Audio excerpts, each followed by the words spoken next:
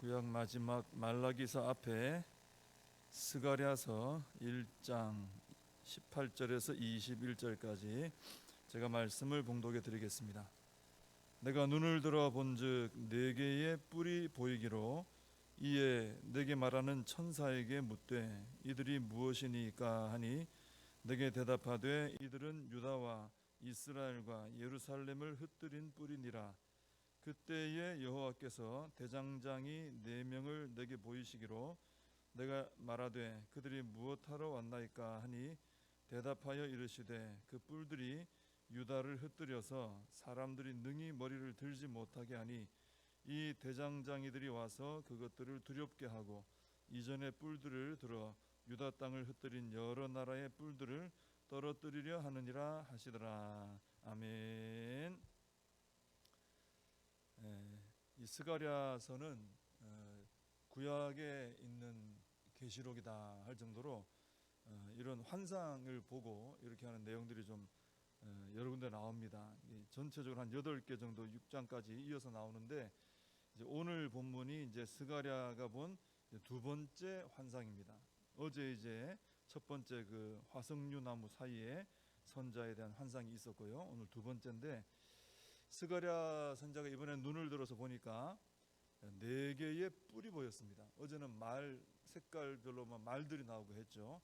오늘은 뿔이 4개 보이는데 이제 스가랴가 또 이제 여쭤보는 거죠. 모르니까 이게 도대체 뭡니까? 여쭤보니까 천사가 대답을 합니다. 이들은 유다와 이스라엘과 예루살렘을 흩뜨린 뿔이니라. 그러니까 주의 백성들을 핍박한, 흩뜨린, 고생시킨 그런 뿔이다. 이렇게 말을 합니다. 성경에 뿔 그러면은 이것은 이제 힘이죠. 힘, 권력 뭐 이런 것을 상징을 합니다. 그러니까 여기 나오는 4개의 뿔은 4개의 힘 있는 세력 혹은 4개의 힘 있는 나라 이렇게 볼 수 있겠습니다. 근데 구체적으로 어느 나라인지는 안 나와 있죠. 이게 하나는 어느 나라고 또 하나는 어느 나라고 이렇게 설명이 안 돼 있어요. 그러니까 우리가 뭐 어떻게 찾아보면 그때 당시에 이런 나라들이 있다 알 수는 있어요. 사실 알 수 있지만 뭐 성경이 정확히 이렇게 말하지 않을 때는 이게 이스라엘을 괴롭혔던 모든 나라와 모든 민족을 의미한다 이렇게 보시면 됩니다. 뭐 이스라엘을 괴롭힌 나라가 한둘은 아니었거든요. 그 모든 하나님 백성을 핍박했던 괴롭혔던 모든 나라들을 4개의 뿔로 이렇게 묘사를 한 것입니다. 이렇게 스가랴 선지자가 4개의 뿔을 보고 있는데 20절에 보시면은 여호와께서 하나님께서 대장장이 4명을 스가랴에게 보여주셨습니다. 대장장이 4명. 그래서 스가랴가 또 여쭤보죠. 이 대장장이들이 무엇을 하려고 왔습니까? 그랬더니 대답을 해주시는데 그 뿔들이 유다를 흩뜨려서 사람들이 능히 머리를 들지 못하게 하니 이 대장장이들이 와서 그것들을 두렵게 하고 이전의 뿔들을 들어 유다 땅을 흩뜨린 여러 나라의 뿔들을 떨어뜨리려 하느니라 이렇게 말씀해 주셨습니다. 하나님의 이 백성들을 괴롭힌 뿔을 이 대장장이들이 와서 쳐서 이제 벌을 준다는 얘기죠. 근데 뿔이 4개입니다. 근데 그 뿔을 또 쳐서 떨어뜨릴 그 하나님이 보내신 대장장이도 4명이에요. 뿔 4개고 대장장이도 4명. 그러니까 대장장이 1명이 뿔 하나씩 담당하면 되는 거죠. 그렇게 해서 하나도 빠뜨림 없이 완전하게 그 뿔들을 이 대장장이들이 쳐서 납작하게 만들어 버리실 것이다. 하나도 내가 빠뜨리지 않고 내가 보낸 대장장이를 통해서 그 너희를 괴롭힌 자들 하나하나 내가 다 쳐가지고 너희들의 머리를 들지 못하게 했던 자들 내가 이제는 쳐가지고 그들의 머리를 못 들게 할 것이다. 그런 의미가 있죠. 그러니까 하나님은 어떤 분이시냐, 이렇게 백성들을 괴롭힌 나라들을 멸하실 대장장이들을 준비시켜서 보내시는 분이시다. 참 든든한 마음이 들죠, 그죠? 우리 하나님의 자녀들을 괴롭힌 자들 가만두지 않고 하나님께서 다 일일이 보내가지고 가만두지 않고 벌을 주신다 이거예요. 그리고 그 나라들을 철저하게 이렇게 심판을 하시는 분이 바로 하나님이십니다. 자, 그런데 한 가지 좀 의문점이 생기는 게 있습니다. 뭐냐면은 하나님의 이 백성들을 괴롭힌 이방 나라들, 이 뿔 4개, 그죠? 4개의 뿔이 상징하는 그 나라들은 사실 하나님께서 이스라엘이 말을 안 들으니까 벌 주시려고, 징계하시려고 사용하신 도구들이잖아요. 그죠? 유다 백성들이 말을 너무 안 들어요. 도저히 참을 수 없는 상황이 됐어요. 벌을 줘야 돼요. 그때 도구로 쓰신 나라들이다 이것입니다. 하나님께서는 그들을 도구로 사용해서 백성들을 징계하실 그 목적을 이루셨단 말이죠. 근데 이제 와서 그 도구로 사용된 이방 나라들에 대해서 진노를 하시면서 내가 너희를 멸하겠다. 하나님께서 들고 도구로 써서 그 목적을 이루어 놓으시고는 또 이제 그 도구들을 내가 이제 또 쳐서 멸하겠다. 왜 이렇게 하나님의 도구로 잘 쓰임 받은 이방 나라들을 이렇게 무섭게 대하시고 멸하시려고 하실까? 이게 좀 궁금증이 생기는 거죠. 근데 이 의문점에 대한 답은 우리가 어제 봤던 그 1장 15절에서 찾을 수 있습니다. 1장 15절을 보시면은 안일한 여러 나라들 때문에 심히 진노하나니 나는 조금 노하였거늘 그들은 힘을 내어 고난을 더하였음이라 그랬습니다. 여기 나오는 안일한 여러 나라들, 이 안일한 여러 나라들이 바로 하나님께서 백성들을 징계할 때 들었었던 나라들이죠. 그러니까 네 뿔에 해당되는 나라들입니다. 이들이 안일하다라고 하신 이유는 어제 우리가 그 11절에서 보면 이 하나님의 백성들은 고통 가운데 있는데 이방 나라들은 평안하고 조용히 지내고 있다 그랬거든요.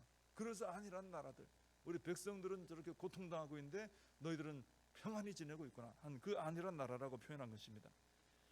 그래서 하나님께서 왜 이렇게 이방 나라들, 하나님께서 백성들을 징계하기 위해서 썼던 도구가 됐던 이방 나라들을 왜 이렇게 그들에 대해서 진노하시고 멸하시려고 하느냐? 그 이유는 하나님께서는 조금 노하셨는데 이 이방 나라들은 힘을 내어서 고난을 더했기 때문이다라는 거예요. 여기에 답이 있습니다. 하나님께서는 유다 백성들의 죄에 대해서 진노하셨죠. 그리고 징계하셔가지고 70년 동안 포로 생활하게 하셨습니다. 근데 그것은 조금 노하신 거였어요. 하나님이. 그러니까 정신을 차릴 정도로만, 그죠?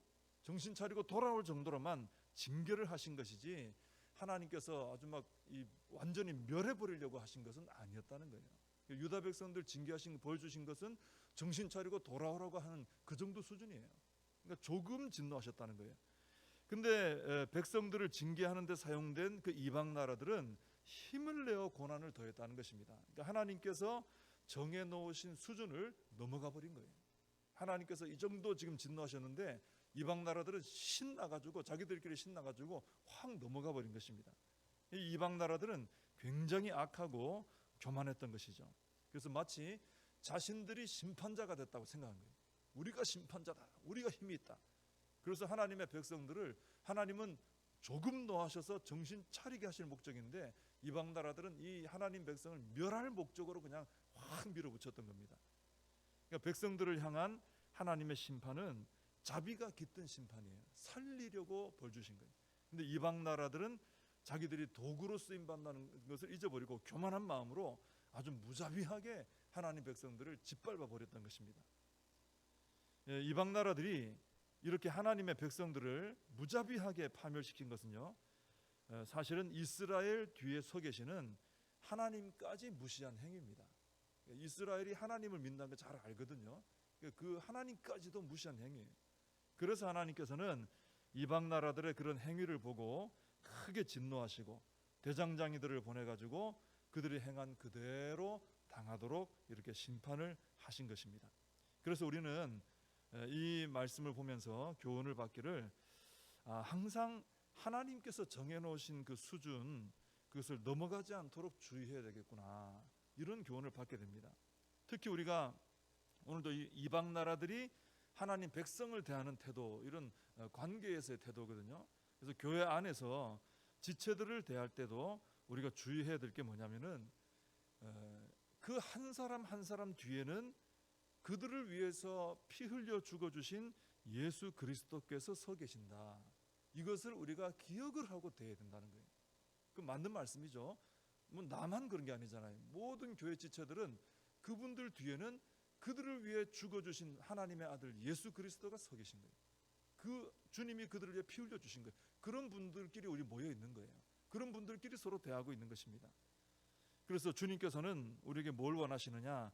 교회의 지체들을 대할 때 주님의 마음으로 대하기를 원하신다 하는 것입니다.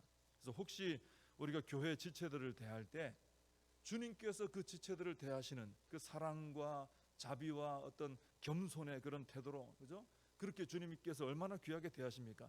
그 모습에서, 그 주님의 마음에서 내가 벗어난 마음과 벗어난 태도로 이 지체들을 대하고 있지는 않은가? 너무 함부로 대한다든지 무시한다든지, 그죠? 그 주님이 대하시는 것처럼 하지 않고 내가 마치 뭐 심판자가 된 것처럼 대한다든지, 이 이방 나라들처럼 그렇게 우리가 주님이 정하신 그 어떤 틀에서 벗어난, 수준에서 벗어난 이런 모습이 내게 있지 않느냐, 우리가 우리 자신을 좀 돌아볼 필요가 있다라는 것이죠.